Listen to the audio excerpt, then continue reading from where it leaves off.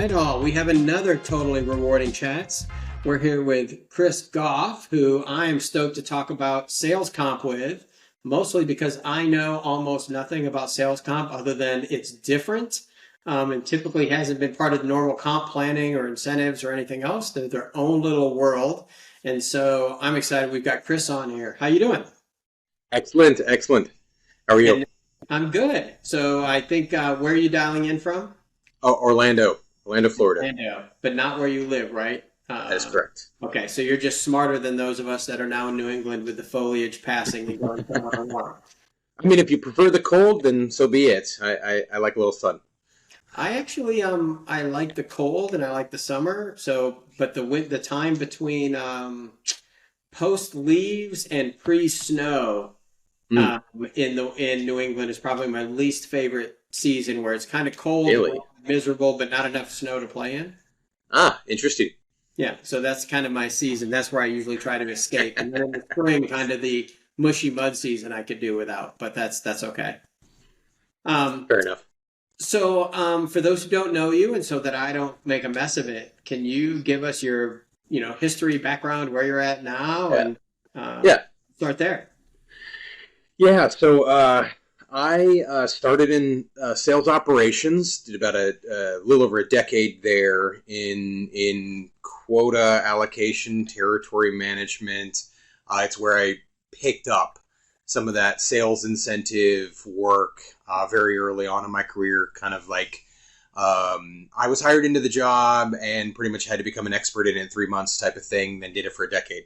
So there's a lot of the components of sales operations in my past. I then moved over to broad-based comp and managed all compensation programs for a healthcare IT company for a number of years. So that's where I learned to appreciate more of the broad-based comp components. So it's like learned the regulatory environment, learned benchmarking and surveys versus the creative only. That was part of my little component being, variable design. And after doing that for a number of years, I moved over to where I am now. I've been there for about nearly 5 years now, and I kind of act as like a the compensation partner for the commercial division, Okay. and so that's the day job. So I've been doing that for a number of years, and it's a little different because it sits in total rewards. So the interesting thing about sales comp is, and this is me personally, I lived in sales, I lived in sales ops, I lived in finance, and I've sat in HR, all of the kind of doing much of the same things, because sales comp is a little bit different, as you said. It's a little weird, a little different than that of other broad-based comp, and total rewards in general. And so then I also, since COVID, I kind of have created an alternate personality, if you will, and I do a lot of speaking and writing on the topic of sales comp, kind of a bit of a passion of mine, because I feel like because it sits in all different places, most people only have their little piece of the pie that they understand or see, and what's missed is a holistic sentiment on how we can best effectively impact the role that really drives revenue outcomes for the organization. Okay. No, that's great. So as we dive into that, we've got a couple of quick things first. So the human captcha section here. What do you do for fun, hobbies, etc. when you're not working on comp and comp? Yeah, yeah. This is fun. Now I write, and I actually do enjoy doing, candidly, things like this, and trying to learn more constantly. And I think the learning part comes from experiencing new, whether it's personal development components, going out there and putting yourself out in situations where you're challenged on the topics of the things we think we know, right? And so there's travel and photography and the writing and stuff like that. So I kind of like many of those different types of things. Okay. I like the photography thing is one of those things. I love photography, like I love music, and I'm equally bad at both. I'm fortunate for photography because I spend a lot of time outside, and I'm sure I see great things, and I'm awful. I can make any beautiful scenery look awful. That's one of my Well, superpowers. And digital photography is so much different as well in that there's the eye and the placement of this and the depth and understanding the picture itself, but there's that whole aspect of taking that to that next level and doing the editing, which you have to really, new world, you have to really know both. Yeah, I'm bad at the first one and gave up on the second one. So Fair enough. I'm going to start with the speed round to get you going. Okay. All right, tea or coffee? Coffee. Okay. High or low leverage salespeople? There needs to be like a qualification there, but I will say high.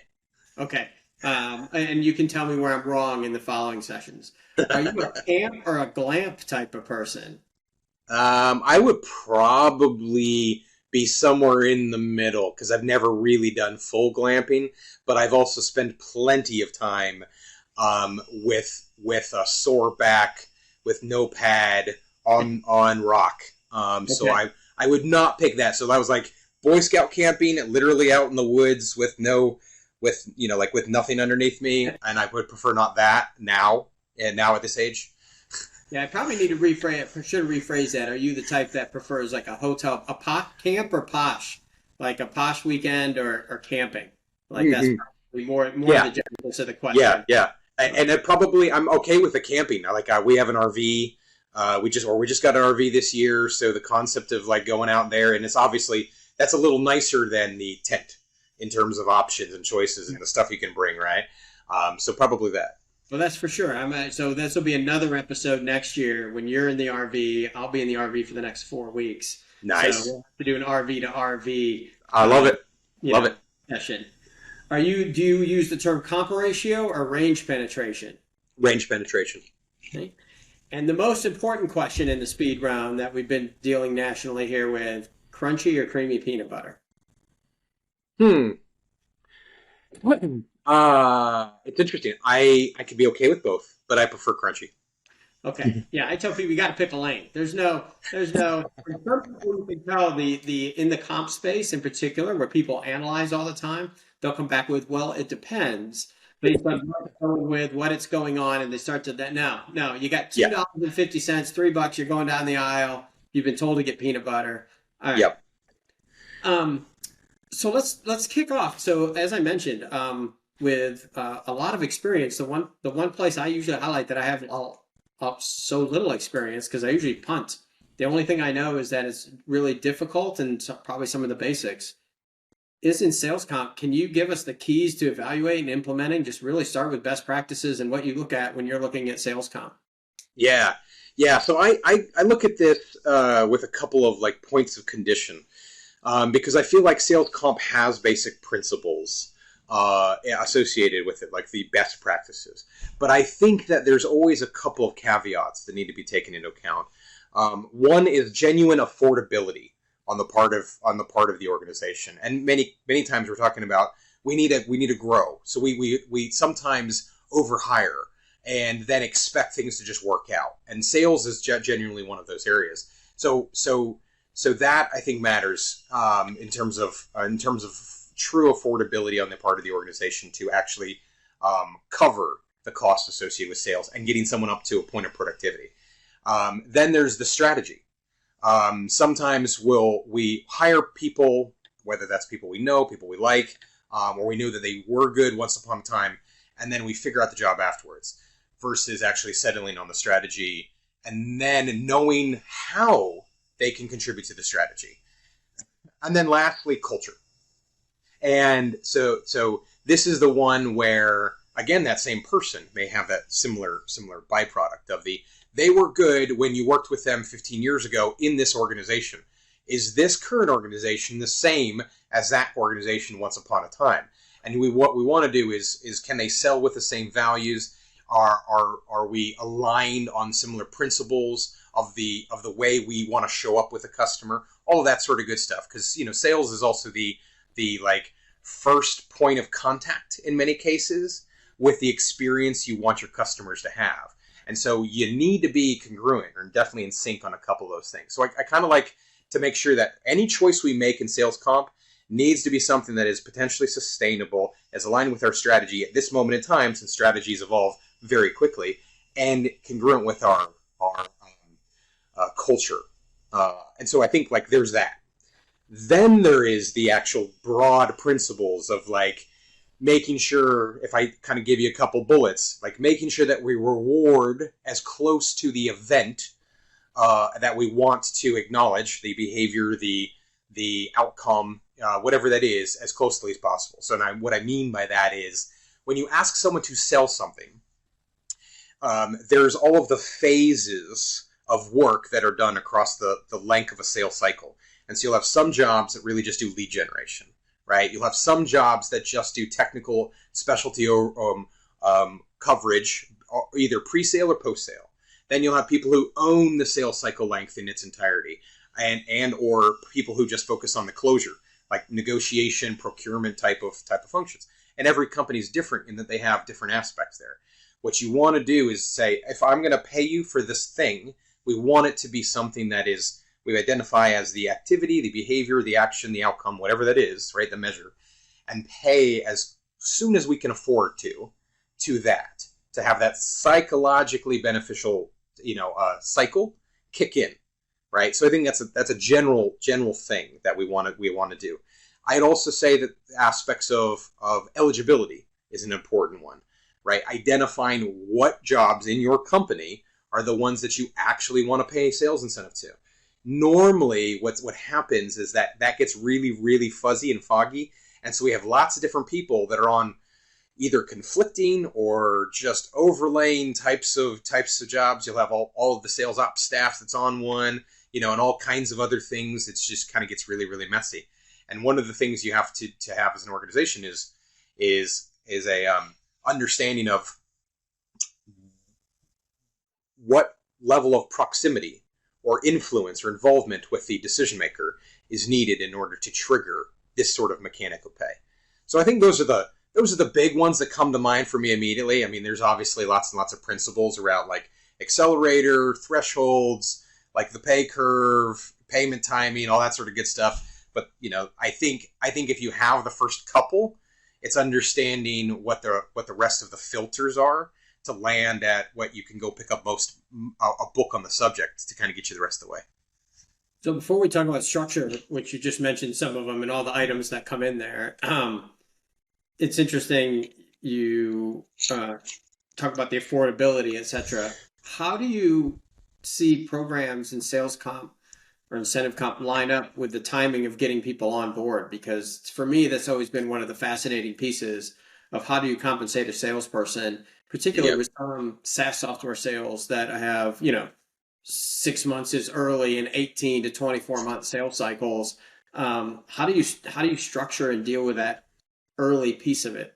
Yeah, and there's many ways to do that, candidly, right? So some of it is the what are they bringing with them part that I think is a great place to start. Is, do they have commissions that they're missing out on from their prior company? Right, we would talk about a sign-on. We would talk about some sort of guarantee for a period of time. Are they taking an active deal with them?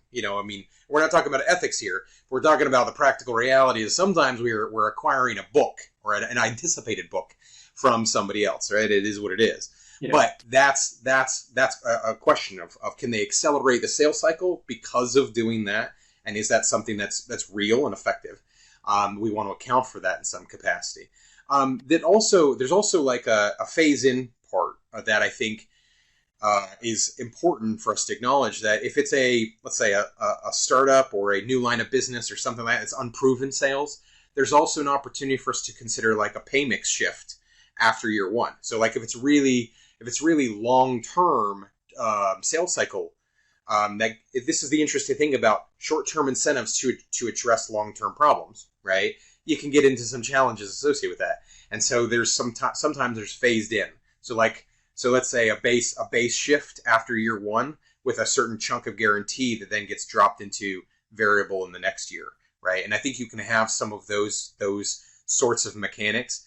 There's also just a general question of if that person's coming in and replacing an open territory, has that territory been worked? And if so, that's also the ability for them to immediately just drop in and continue working that transaction. So I think to a certain extent it depends on your phase, whether that's growth or just the processes internally to kind of address some of that. Ideally, you would want to have thought about that ahead of time.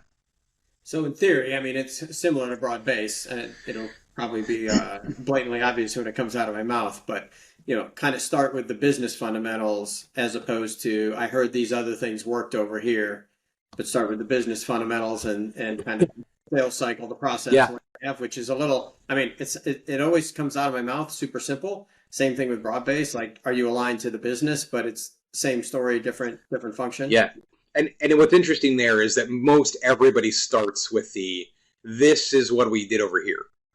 Pretty much always the case. You bring your comp plan from, like if you're a sales leader, you bring your comp plan from your old company and says, I'm familiar with this. This is what I'd like to use. Then we have to figure out, like, does that make sense? Is there some reason, just because you're familiar with something doesn't mean it makes sense here or will work here or any of that sort of stuff, right? Our business may be different enough. But, people kind of move towards their level of comfort. And that's where we usually, and this happens in sales comp a lot, is this is what I want to pay somebody, and then we reverse engineer the job, the comp, the function, the pay curve, et cetera, et cetera. All of those things really do get us into challenges because we've kind of neglected those first things that I said. Okay, that makes sense. So let's talk about the structure for those of us that are semi-remedial. Like if you were to walk in and say, Sean, I'm going to give you a 5 or 10 minute class at sales comp. How do you see that being broken down in the different levels of, because obviously there's base, and I don't think we need to spend much time with base, Yep. but what most of us in probably broad base would consider STI is where the world goes crazy in sales. So how do you see that stuff getting broken out the best you can? Yeah. So I tend to, like broad-based comp, I tend to want to start with the job content, because that is where we can ideally find out the core components that differentiate. So it's like if I have a decision tree here, right? I'm going to start with the content, and that's going to tell me, is the person, let's say, new business, sales, emphasis? Are they a generalist? Are they a client sales? Are they inside sales, or are they sales management or a specialist? So that's kind of like the big few. I think Dave Chikelli's book, I think it's like 33 roles, right? But when we get into bigger details, it's like inside sales, field sales, right? Sales management, individual contributor.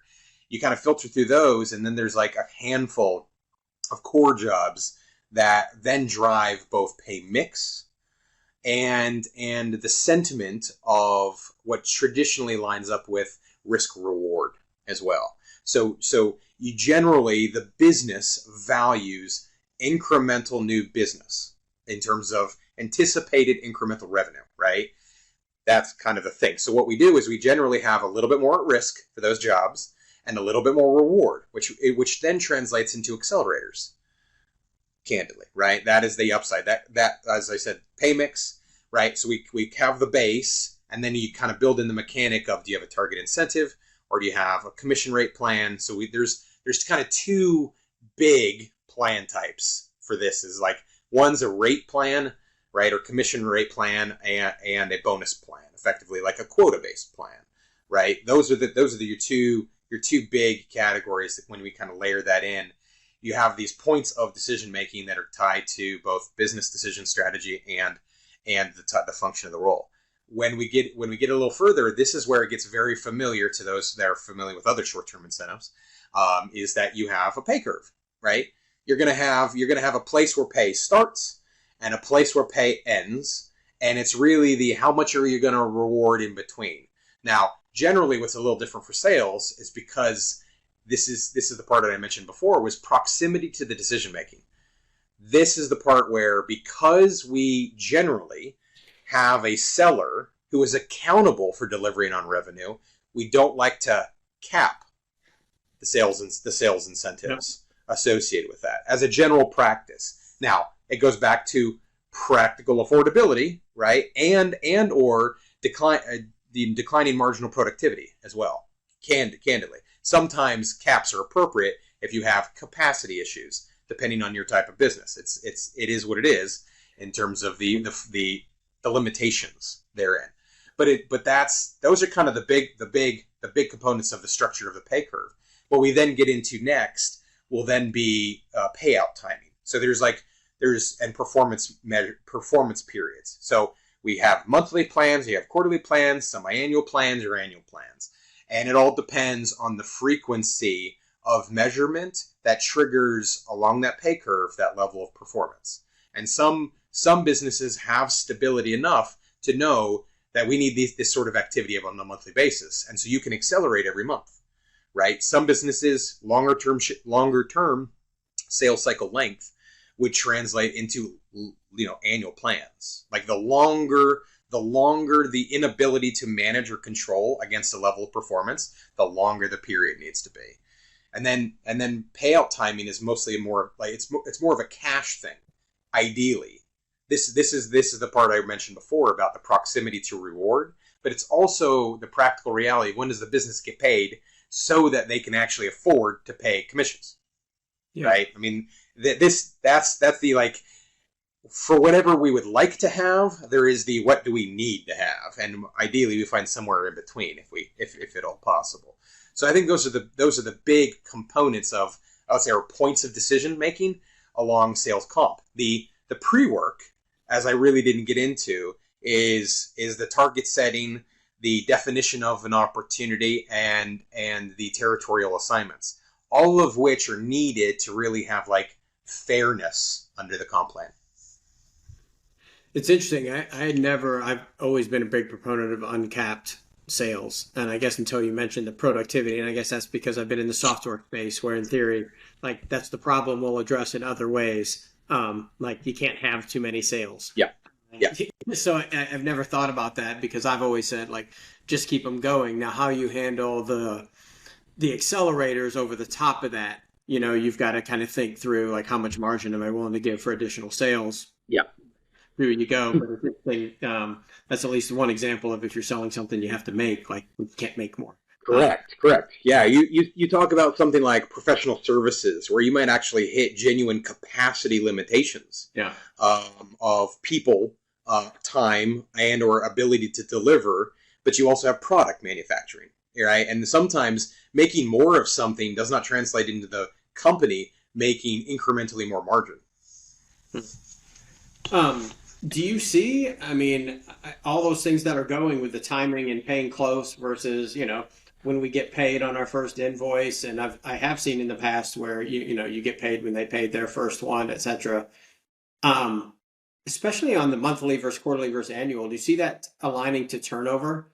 Because from the standpoint of, I need to wait for that deal to get done, get paid, and then, I didn't fill the rest of my pipe, so yeah, I'm gonna bail. Like, are there ways to A, tackle that, and B, is that kind of a real thing, or more what some of us worry about that isn't a thing? Yeah, old school. I kind of grew up in old school enterprise software. We would sell 10-year deals. We would have, probably wouldn't make money until year 3. We would, implementation might be 18 months, type of thing. Yeah. It's initial license fee software mixed with a variety of third-party services, mixed with hardware. You're setting up an environment, all that sort of good stuff. And we had mechanics of deferred pay that the longer term you sold, the longer the payout was. Now it didn't extend through 10 years because that'd be crazy. They tried certain things, but what was the sort of positive and side effect there is there was a sentiment, I think, with like, and this I think is a little bit of an older school mindset as well, is that there's a retentive impact associated with that. And there's true, people will want to stay whether they're good or happy or productive or not, because there's money to be had, right? From the thing that you owe them. So yes, there's a retentive effect. But the problem with that is if they were very successful in the past, we've also had, and I experienced this one time as well. I remember we had a major issue of effectively these annuity streams for some of these folks. They were very, very successful the past many prior years, and they had these commissions in the hundreds of thousands that were going to be coming in every year, like they were like teed up. Yeah. And then what, if any, motivation does the person have other than to like not get fired, essentially, right? That goes along with that. And so we've set up an environment that creates problems for people. I don't know if you're familiar with Alfie Kohn's Punished by Rewards, but there are sort of adverse side effects associated with the manipulation of incentives and the way people sort of respond. And so we have negative side effects with something that we think is really, really positive from time to time. It changes people's sentiments, especially about like altruism, and their opinions about their job and their work. And so you definitely have to address some of these pay timing components. And ideally, it's not something you lag too far into the future because you don't want to mix it in with decisions in the future as much as possible, right? Like you don't want it to be a 4-year deferral schedule, and then year 3, and then year 2, year 3, year 4, then makes them think about different things in terms of their focus, their emphasis on the type of work that we need. Because really, sales is a "what have you done for me lately" type of sport, and we want it to keep it more that way. But how, on the flip side, I guess, you've got organizations who pay on either year 1 or ACV of the contract. And so it also creates the finish line so close that they go from making money to potentially no money, just having a bad couple quarters. Like, how do you prevent against that? So I definitely, I hadn't thought of the, the old, because that was always my thing. Do you have hunters? Do you have farmers? And then do you have the mix of what I used to call the farmers with shotguns running around the field? So they're managing the piece, and they've got 2% on current accounts and 10 on new or something, right? And so at some point they built their goal is to build up almost this annuity based business for you. But I'd never thought about, like, at some point they're like, actually, this is enough to live on. I just have to farm. I don't actually do anything anymore. Yeah. But on the other end, how do you control this? I've got some good reps, and software can be a little bit, especially for big game hunting. I guess we'll stay in that mode. How do you keep them through those small lulls, even if they're a good performer? Yeah, and I think this is the interesting thing about, like, because you talked about two pieces here, right? Some of it's the comp and their personal cash flow, and some of that is the role itself. And so I think from time to time there is a tendency for an org to want to solve for cash flow by giving people that the farm or the shotgun. Right, so they become generalists versus true hunters or true farmers. And when a company is smaller, that makes sense because you don't have the resources to do all of the things. So everybody's got to do a little bit more. You give them the landmines and the shotguns and whatever else it is that you can do to kind of like make the greatest impact as much as possible. But I think over time, when there is a defined market of new business, there is a certain amount of need to retain those individuals where there are natural lulls in the business. Now, ideally, what happens there is that the compensation, if we know, let's say, our world is they're going to close, a good rep's going to close 1 deal a year. And if that's the case, what it is we need the other components of comp to well exceed that, like that one-time reward, to well exceed the lull, if you will. Right. So in this case, if the person makes $100,000 a year on target, what we want, and we say that there's pretty much only like the one deal, like we need you to find the one new deal. That deal, if they can influence the size, needs to be something where they can make $200,000 on that one deal. Right. If like you got one shot on goal and that's all it is because it's that aggressive of a market, or it's a 24-month sales cycle or something crazy, then it needs to be something that's excessive enough so that it kind of mushrooms the rest of the time that you can't participate in. Now, obviously, you can blend the job content and say, in the meantime, we can give you some of this little stuff to do. But it's a question of whether or not the opportunity cost is worth it, because then are they going to focus on the quick burn stuff more so than the rabbits versus the elephant? That's the part that can be super dangerous. I close the big deal, I get paid, and I don't want to wait another 2 years, and I bail out. Yeah.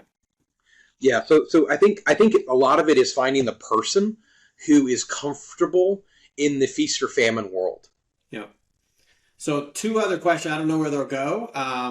So the biggest difference between, biggest difference or two you see between, sales incentive comp and broad base. I believe that for someone to be successful in sales comp, you have to have a much greater understanding of the business. Candidly. So I'll start there in terms of that being the number one thing in my opinion, right? That you can't effectively get into the weeds of how best to motivate someone or encourage someone to act or shift in behavior without knowing what it is that we're trying to shift or change behavior in. And that is how the individual has to do a thing and how that connects to the strategy of the organization. That I think the one thing that you can do in broad-based comp is when you come up like a corporate bonus program, the details of how that connects to an individual's job, ideal, but it's not really necessary because you have to come up with like one program. Sales incentive is ideally an individualized program that is meaningful for the person to create or prompt a shift in behavior. Like quotas go up every year. What are you going to do differently? How are you going to be more productive? How are we going to optimize territory or coverage or shift the quota attention or become more productive in order to kind of gain that financial outcome that the organization now needs? It's a shift all the time. And so I believe that someone in sales comp has to have a much greater understanding of what it is that those individual functions do. Yeah, for me, I think my perspective actually is, that complexity. It's kind of like you spend a lot of time in broad base figuring out how I'm going to deal with people close to market at their base pay, maybe 1 year total cash, how I'm going to deal with merit increases, how I'm going to do with all this stuff that's in the base pay, right? Because people come in at multiple levels. You've got compression, you got all this stuff.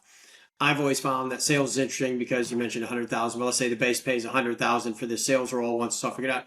That's just what everybody makes. Like problem solved, end of story, male, female, black, brown, green, orange, doesn't matter. Like you make $100,000, like problem solved. And now the complexity comes in the STI where you can make that. I'd say it's less complex only from the standpoint that it's usually more programmatic. At this level, it's this percent personal and this much company, and it's applied equitably across everybody. Right. And that's just what it is. And then on your side, it gets infinitely complex based on these different roles. And I guess the part that I found to be interesting, and I'll liken it to the restaurant business a little bit, is the tip sharing I've seen over the years has strategically changed in there as the sales function has gotten more complex. It used to be the salesperson got 100% of it, and the rest of your job was kind of based on the company's performance, almost like everybody else. And then they started basically saying, actually, we're not going to pay you on the sales team unless we're making money. That's where it's going to come from. So there's a lot of really good reasons for it. We're all aligned. Yeah.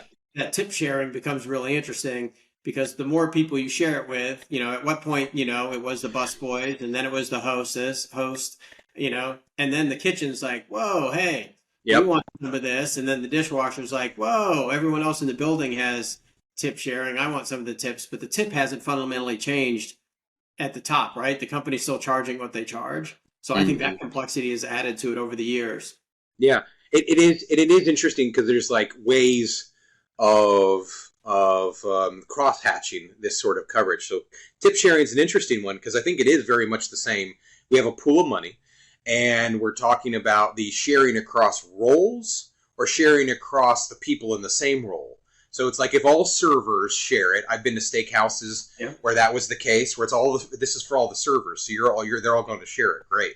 Well, that means they collaborate in a very different sort of way. There is no like that's my table. It's the what needs to get done and we go do it. Hey, in sales, it's very much the same way. You have team selling. You have collaborative specialists that are technical or scientific. And they have to coordinate with maybe a one-to-many sort of relationship with the account owners or the new business people. It's kind of the nature of it. And so you want to encourage people to act in the intended behavior. And the mix of both cultural dynamics, right, expectations of these things, also changes it dramatically. Yeah. And the last one I had kind of interesting, the biggest misconception about, sales compensation is you've talked to people. Misconception. I would almost say it's kind of like a lack of understanding is probably the bigger thing that I run into when I talk. First off, I talk to people regularly that never knew it was a job.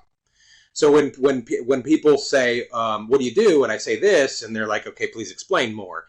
That's like one of the most common things that people don't. I was like, I didn't even know that was a thing. I've never heard of this job before. I didn't know people did that, right? So that's kind of one. But then when I talk to other people in like broad-based comp, most of them are like, I don't really want to touch that with 10-foot pole.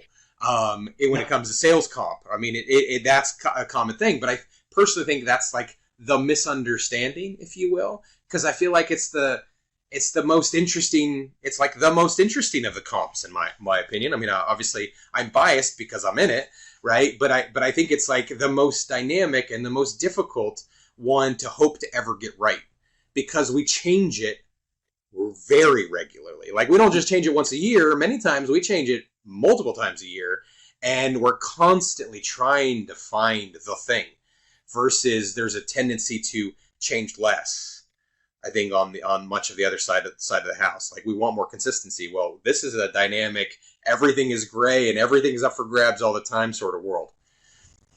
I think part of that, to be honest, is, and I've been the same way. I know it's complicated, I know it's different.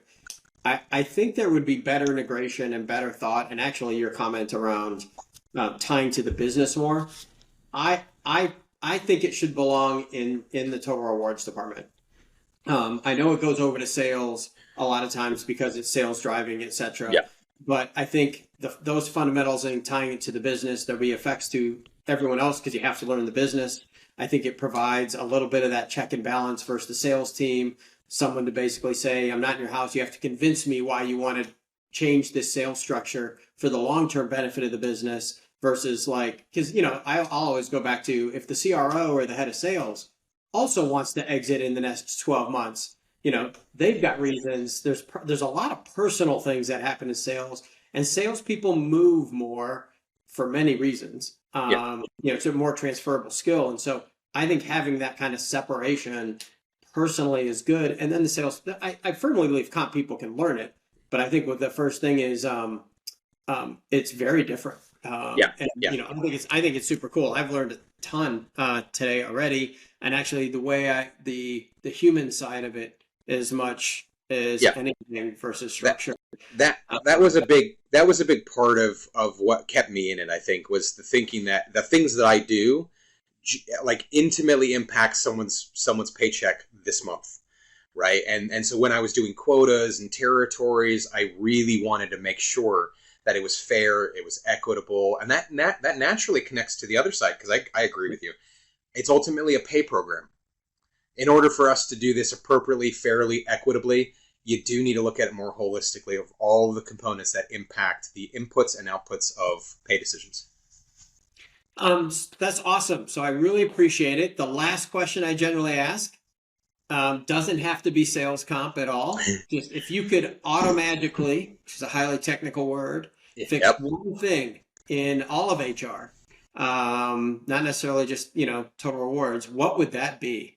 I have no idea, but I have one that kind of comes to mind at the moment, and that would be that people become more comfortable having conversations about compensation. That this would be the people in the business. This would be people in general. Yeah. That it's as much as possible, get more comfortable. I think that translates naturally into what is coming anyway with transparency. Yeah. Like, get to a point of talking about comp as just a thing that you participate in when you trade your time at an organization, right? That it's not much more than that when it all comes down. It's temporary, and it's transferable. Yeah, the only thing I'll add to it, I think that's great. I think it's come up several times around the term communications, but I think it's communications from the company out to employees. It's from employees to other employees. It's from the total rewards team out to employees and managers. I think people just have to get comfortable. And I am an old dude, so I do remember and have seen the transformation of, you could get fired for talking to Right. Chris about your pay to actually you can talk about it to I think there's going to become a point that they're like actually I hope employees talk about their pay because they're going to talk about what makes them move and motivate and what goes. So I think we're in that long-term transformation. So I think which won't Right. happen without people being comfortable. Right. Um, this has been great. I really appreciate it. For those that are there, obviously, if you're watching on one of the regular platforms, subscribe so you can keep seeing more people like Chris. We will have Chris's information. LinkedIn, we'll tag him when we post on LinkedIn, etc. As you can tell, he's super easy to talk to and super knowledgeable. So feel free to reach out and grab a virtual coffee with him. I really appreciate it, dude. Thank you, Sean. Appreciate it.